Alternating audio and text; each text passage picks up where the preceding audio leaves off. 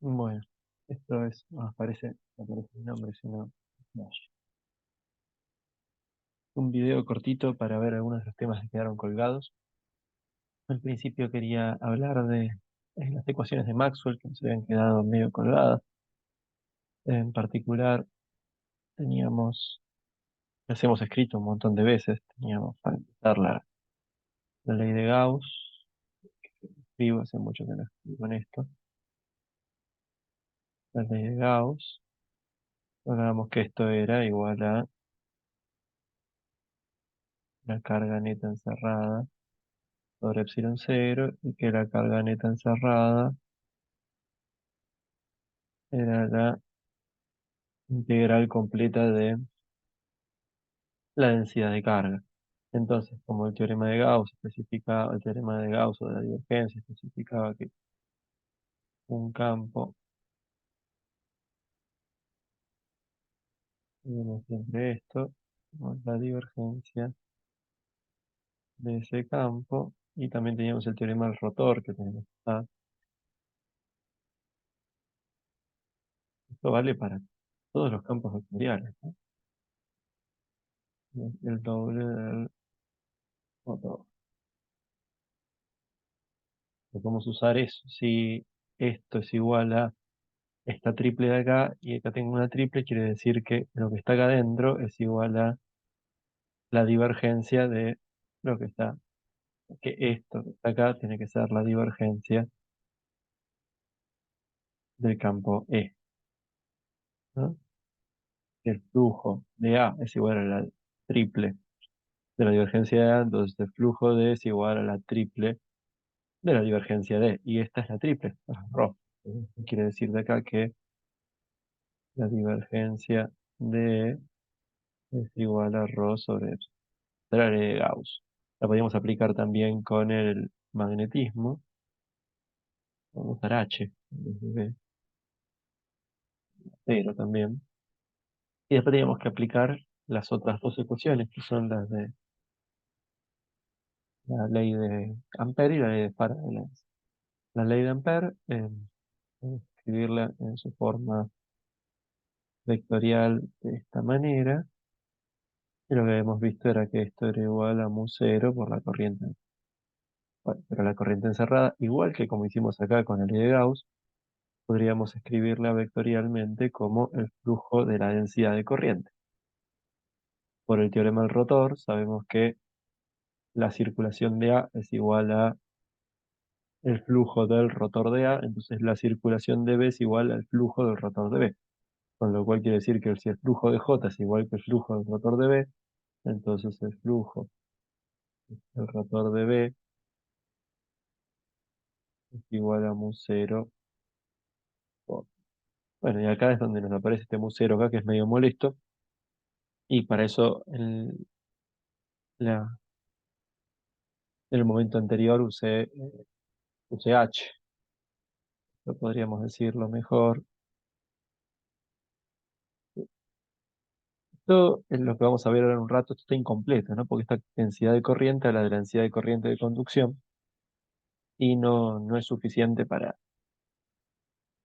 todos los casos. Puede generalizar un poquito más la ley de Ampère, como habrán visto en física 3.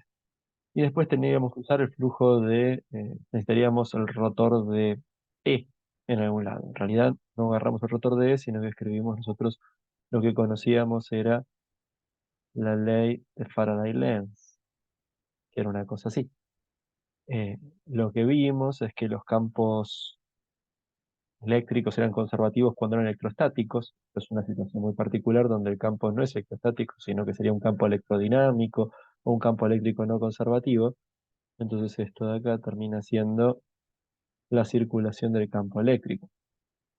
Y en una superficie cerrada, porque hablamos de espiras, esto se producía dentro de espiras cerradas. Entonces esto de acá se puede reescribir de esta manera. Bueno, ¿para qué está bueno esto? Porque vamos a aplicar el teorema del rotor. Tenemos de vuelta una circulación de un campo es igual a el flujo del rotor. Acá hay un flujo. Esto quiere decir que el rotor de E debería ser igual a este, ¿no? Diferencial de PDT. Bueno, esto es la ley de Faraday-Lenz escrita y usada. Esto es medio feo, porque fíjense que acá trabajamos con la divergencia de H y con el rotor de H, y acá tenemos a B. Entonces lo ideal sería escribirlo respecto a H. Eh,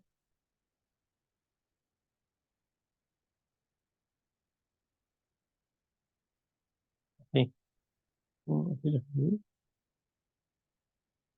Mm, Más o menos, más o menos. Bueno, me falta el musero. Si lo que tenemos, como siempre, es que B sobre mu cero es igual a H, entonces tendría que multiplicarlo o por mu si estuviéramos dando en medio. Entonces tenemos las tres ecuaciones,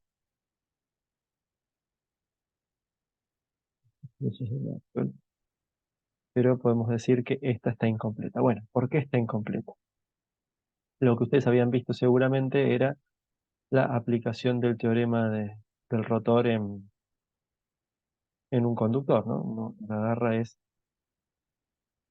la ley esta que decíamos que la circulación del campo magnético es igual a mu cero. Bueno, si uno agarra y dice, esta es la circulación a través de cualquier anillo amperiano, uno podría agarrar un anillo amperiano así, por ejemplo, un anillo amperiano así, y acá hay circulando una corriente, una corriente. Entonces uno agarra ese anillo amperiano y dice, ok,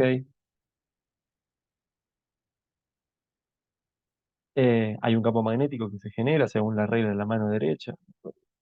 Y vos así, está saliendo de acá,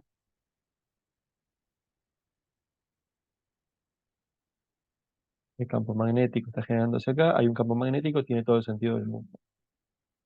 Y uno podría agarrar y decir, bueno, la superficie es esta que está acá, esta es la corriente encerrada, ¿no? Corriente encerrada, el flujo o la divergencia, digamos, perdón, el flujo de este J a través de la superficie, el flujo de este J a través de esta superficie es igual a la circulación del campo B. El problema es que el teorema del rotor aplica para cualquier superficie, para cualquier anillo amperiano que se delimite. Entonces uno podría agarrar y buscar un anillo que es así, pero cuya superficie no es este plano cerrado, sino que fuera una especie de curva medio extraña, o una curva medio extraña que fuera, sí, realmente se dibuja, ¿no?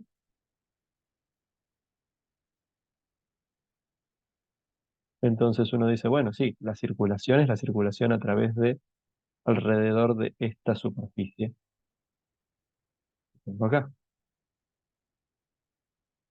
Pero si uno mira, acá no hay vector J. El vector J está hasta acá nomás.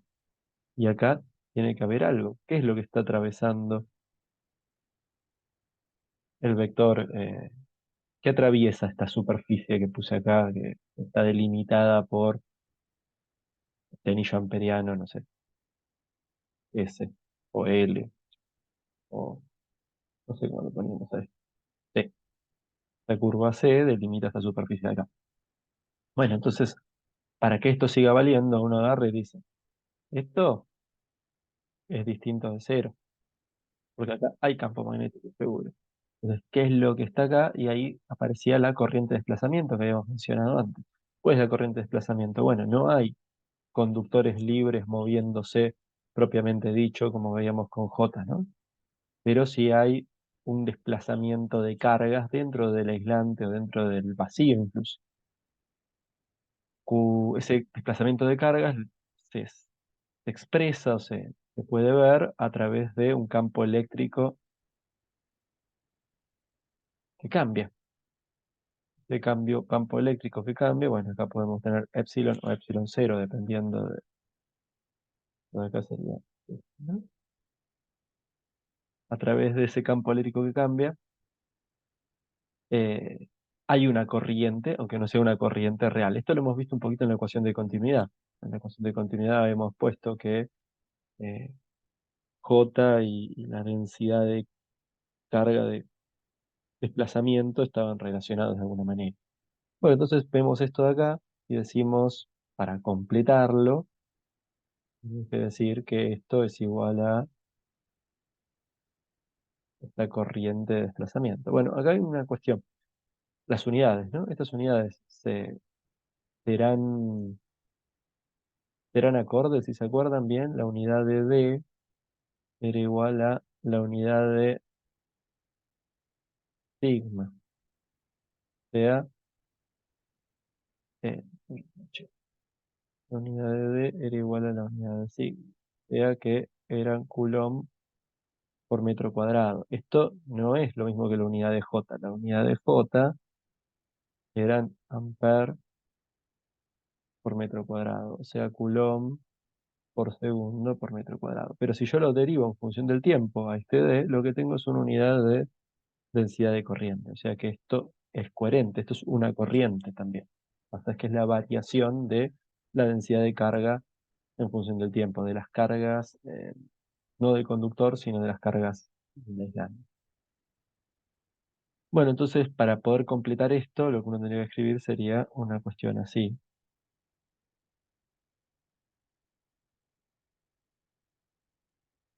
También tendríamos esto de acá. Esto lo podríamos llamar como una J de desplazamiento. Y esto es una J de conducción. ¿Qué quiere decir entonces? Que me va a quedar la ley de Ampère, debería quedar de esta manera. A ver, escribirlo. Un cero y de conducción más una y de desplazamiento, que es la corriente en el aislante. Esto sería lo mismo que escribir J de conducción más J de desplazamiento. Y esta J de desplazamiento lo que estamos viendo es que sería esto que tengo acá. Entonces, al aplicar el teorema del rotor, me va a quedar que el rotor de H es igual a J, la de conducción.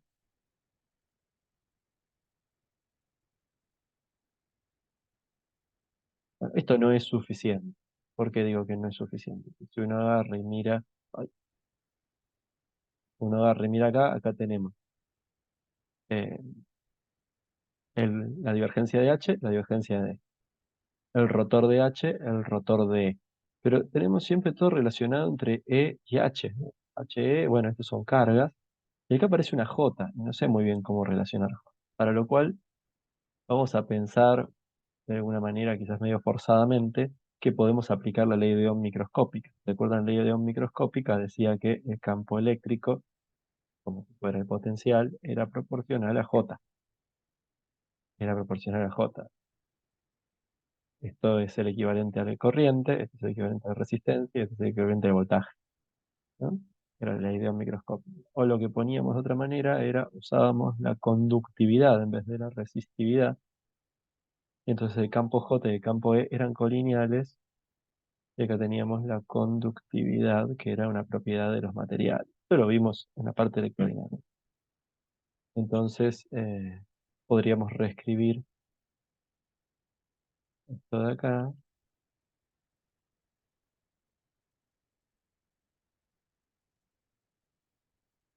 como una cuestión. Y tenemos la ley de Ampère en su forma diferencial, escrita de manera completa, generalizada. ¿Qué tiene esto con respecto a la otra? Bueno, en un material conductor usamos esto, solo esta parte, que es la que ya teníamos escrita. Pero si estamos hablando de un aislante o del vacío, la conductividad del aislante del vacío es cero, no aplicamos la ley de Ampère, es un aislante, pero tenemos que tener una corriente de este estilo. Esta corriente a su vez va a ser cero en un conductor. Entonces, en un conductor vamos a tener lo que ya estaba demostrado, que hemos visto experimentalmente en laboratorio 3, que es que una corriente eh, genera un campo magnético, magnetostática, o que un campo magnético genera una corriente. Y si tenemos un aislante, en un aislante también hay un fenómeno respecto al movimiento de cargas dentro del aislante, pero un fenómeno dinámico, no estático. Ya no es más magnetostático, sino que requerimos que el lo esté cargando o descargando, por ejemplo. ¿Ven? Es importante que esté derivado respecto al tiempo ese campo eléctrico. El capacitor cargado no genera campo magnético, el capacitor descargado no genera campo magnético, pero el capacitor en un proceso de carga o descarga, donde hay un reacomodamiento de cargas, sí va a generar un campo magnético. Bien, creo que eso es uno de los videos que quería hacer. Ya lo